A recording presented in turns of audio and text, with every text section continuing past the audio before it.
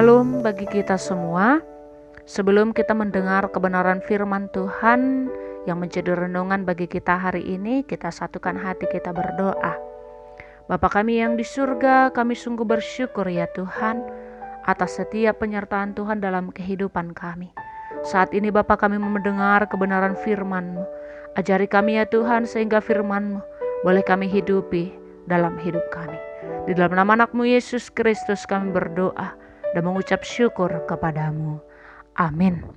Jemaat Tuhan yang terkasih di dalam Yesus Kristus, firman Tuhan yang menjadi renungan bagi kita hari ini tertulis dalam kitab Amsal 8 ayat 22. Demikian firman Tuhan. Tuhan telah menciptakan aku sebagai permulaan pekerjaannya, sebagai perbuatannya yang pertama-tama dahulu kala. Jemaat Tuhan yang terkasih di dalam Yesus Kristus, berbahagialah orang yang tidak mengabaikan hikmat yang daripada Tuhan, tetapi mencintainya. Karena ia akan menjadi orang yang bijak dalam hidupnya, serta hidupnya berkenan di hadapan Allah dan juga di hadapan manusia.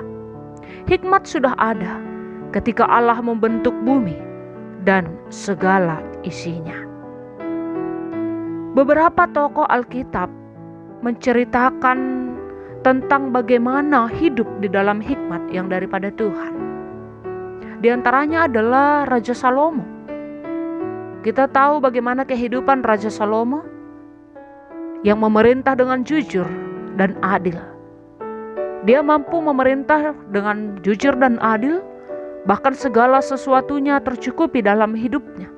Itu bukan karena kekuatan dan kepintarannya, tetapi karena hikmat yang daripada Allah ada di dalam hatinya.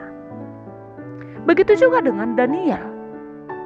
Dia dapat mengartikan mimpi raja yang tidak dapat berhasil diartikan oleh orang-orang bijaksana yang ada di Babel pada saat itu.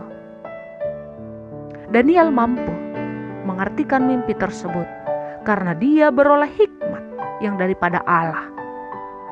Dan tentunya bagaimana kita memperoleh hikmat yang daripada Allah? Ketika kita memiliki hubungan yang erat dengan Tuhan. Demikian dengan Salomo dan Daniel. Hikmat berkaitan dengan mengasihi dan dikasihi oleh Allah. Allah itu adalah kasih. Allah sedang mengasihi dan Allah selalu mengasihi kita. Karena Allah itulah kasih itu. Kasih itu semakin jelas bahkan dirasakan oleh setiap ciptaannya dan kita manusia. Setelah alam semesta ini diciptakan oleh Allah, Allah telah memberikan sebuah contoh bagaimana kasih itu harus mengalir kepada segenap ciptaannya. Maka sebagai gambar dan rupa Allah, patutlah juga kita untuk meneladaninya. Kiranya kasih itu mengalir di dalam kehidupan kita, dan kasih itu juga keluar dari kehidupan kita kepada banyak orang. Jemaat Tuhan yang terkasih di dalam Yesus Kristus, sehingga kita semakin mampu mengasihi Allah dan orang lain. Kasih akan Allah tidak mungkin berdampingan dengan kesukaan akan dosa.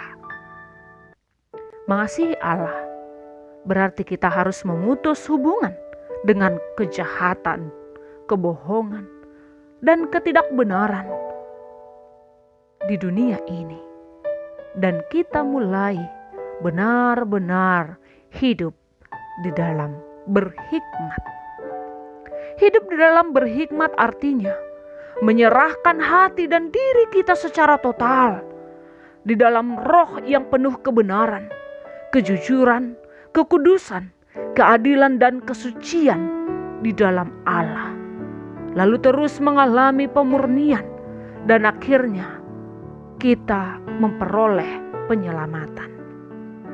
Mari kita hidup dengan dan semakin berhikmat di dalam Tuhan, sehingga kita tahu apa yang menjadi kehendak Allah dalam kehidupan kita, sehingga kita tahu apa yang benar dan berkenan di hadapan Allah dan tidak berkenan di hadapan Allah, sehingga hidup kita boleh hidup benar di hadapan Allah.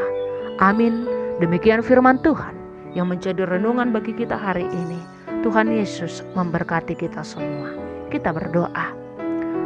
Ya Tuhan Allah Bapa kami, ajarilah kami ya Bapa dan tuntunlah kami untuk senantiasa berhikmat di dalam Engkau, sehingga kami tahu apa yang menjadi kehendak-Mu dalam hidup kami, sehingga hidup kami hidup benar di hadapan Tuhan. Amin.